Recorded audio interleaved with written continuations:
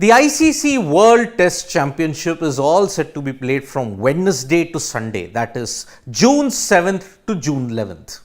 There is an option of a reserve day on June 12th also. That is depending upon the weather that will be there at the Oval at that point. Now, in the past few videos that we have done, I have always stated that the weather in the UK is fine from 7th to 11th. The chances of rain are very, very minimal. You may have some cloudy points, but it is mostly going to be sunny in this test match, which is a great relief. But remember, the weather in England can change. It can be very, very fickle. Lot of Met Office predictions can get it wrong, but for the moment now, the common consensus is that the weather is absolutely fine in England. There is no threat of rain. However, what if it rains on any of the days, day 1, day 2, day 3, day 4, day 5? If it rains on any of those days, what will happen? That is the reason why you have a reserve day. It was agreed upon when in 2018 itself, when the first cycle was being prepared, that there will be a reserve day. In the 2021 World Test Championship final, New Zealand managed to win the title because the game went into a reserve day. Now, in this video, I will tell you what are the reserve day rules and what will be the playing condition if both teams manage to draw the match, even after full regulation time. So, as I mentioned, the WTC final will begin from 7th to 11th and the reserve day is on the 12th, which is a Monday. But if the match starts from 7th and then ends on the 11th, if there is no interruption when it comes to rain, then we will not go into the reserve day. It's a 5-day test. It will end on the 5 days.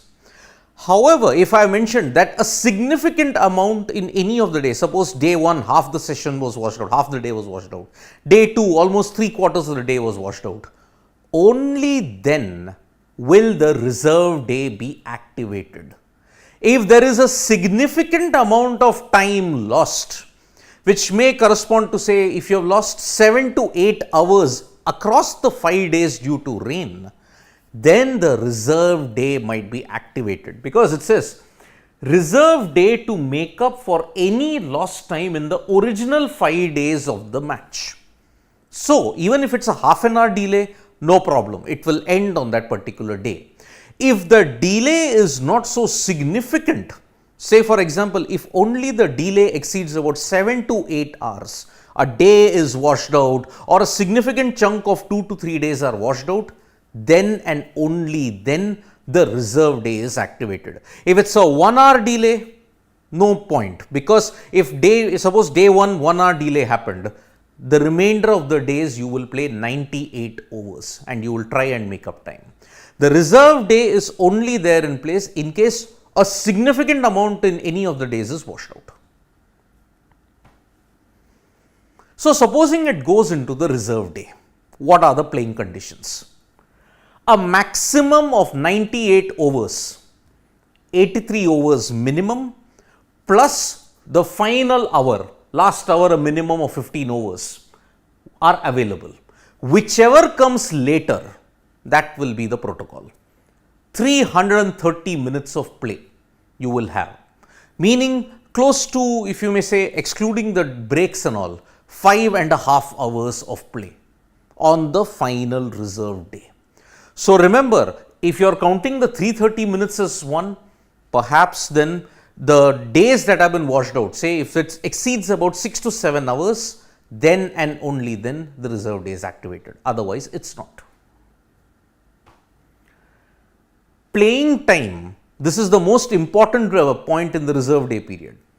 Playing time shall be extended by the total time lost up to the amount of extra time available. You normally know that in ICC events like the test matches and all, half an hour extension is given according to the playing conditions. So, if 330 minutes are up, another 30 minutes, that's it, 360. Playing time shall be extended by the total time lost up to the amount of extra time available. So, at max 1.5 hours, after the final hour begins. Half an hour to 40 minutes. That's it. But now everybody will be asking this question, what if 7th to 11th, or if you go to 12th, what if there is no winner? What if the test match ends in a draw? If the test match ends in a draw, trophy will be shared. Regulation time and on reserve day, if the match ends in a draw, the trophy will be shared by India and Australia. There will be no outright winner. Play will go to reserve day only if normal day is impacted by rain. So, a normal day needs to have a massive amount of time delayed, and that is the reason why you can go into the reserve day. You are all thinking, oh, maybe Australia finished on top in the ICC World Test Championship. India are second. Can Australia win it? No. The ICC playing conditions are very, very clear on this. If the match ends in a draw or in a tie, there will be no super over, there will be nothing of that kind. The match, the trophy will be shared. That is the key point in the ICC playing conditions.